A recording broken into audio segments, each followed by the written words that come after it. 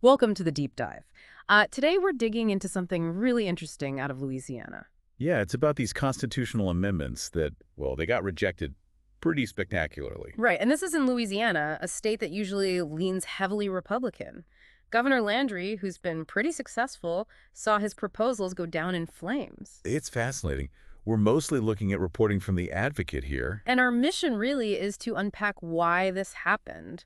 Why did these amendments fail so badly, even with the governor's push? It seems like there's more going on than just simple party politics. Definitely. I mean, the scale of the defeat is pretty stark.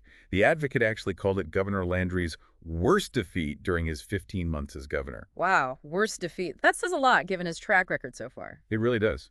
It suggests, pretty significant pushback. And something that really jumped out from the reporting was the voter turnout, especially in New Orleans. Oh, yeah. Turnout there was way up compared to the gubernatorial election just recently. And get this, 91%, a massive 91% in New Orleans voted against all four amendments. Okay, sure. New Orleans is liberal, so strong opposition isn't maybe a total shocker there, but the statewide picture, that's where it gets really interesting. Exactly. All four amendments were rejected statewide by roughly a 2-to-1 margin. Which prompted Ed Chervenak, he's a pollster at the University of New Orleans, to describe it pretty bluntly. He called the vote a collective middle finger to the governor. A collective middle finger. Ouch. That points to some very widespread dissatisfaction, not just in Democratic areas. Absolutely. And Governor Landry's response, well, it was perhaps predictable. Let me guess, George Soros. You got it. He blamed manipulation by George Soros. It's become a sort of go-to talking point. Yeah, familiar scapegoat.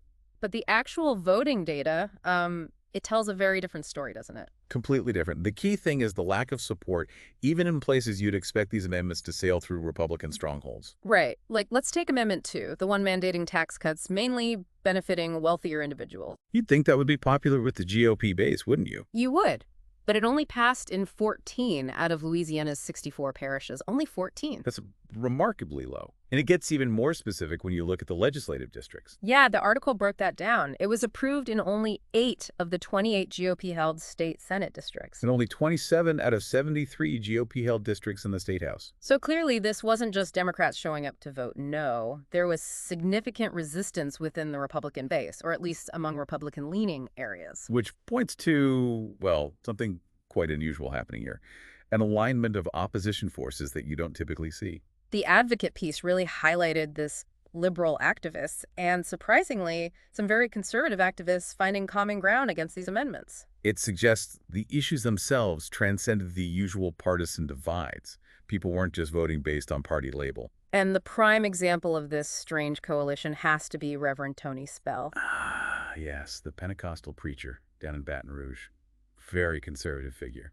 Extremely. And he was apparently one of the first prominent voices to come out strongly against Amendment 2, the tax cut one. And not only that, but he allowed a progressive group working through Lyman White and this notofthemall.org website to actually use his arguments, his materials, to campaign against all four amendments. Talk about unexpected bedfellows, a conservative preacher's arguments being used by progressives. It's really quite something. It shows how specific policies, maybe perceived negative impacts, can just cut across those traditional political lines. So it wasn't just, generic anti-Landry sentiment. It seems like there were specific concerns driving this diverse opposition. Exactly. It was a convergence of different groups, likely for different reasons, but all arriving at no. Let's just quickly recap those amendments. We had the tax cuts, one establishing specialty courts. One changing the dates for judicial elections, and another making it easier to send children into the adult prison system. Right. So beyond the tax cuts, which Reverend Spell focused on, were there specific arguments hitting home against the others? Well, you can imagine the specialty courts raised questions about judicial structure, maybe fairness. Changing election dates always smells a bit like political maneuvering to some voters. And the juvenile justice one, trying kids as adults, that's always a really contentious issue, touching on criminal justice reform, child welfare. Lots of potential opposition there. For sure.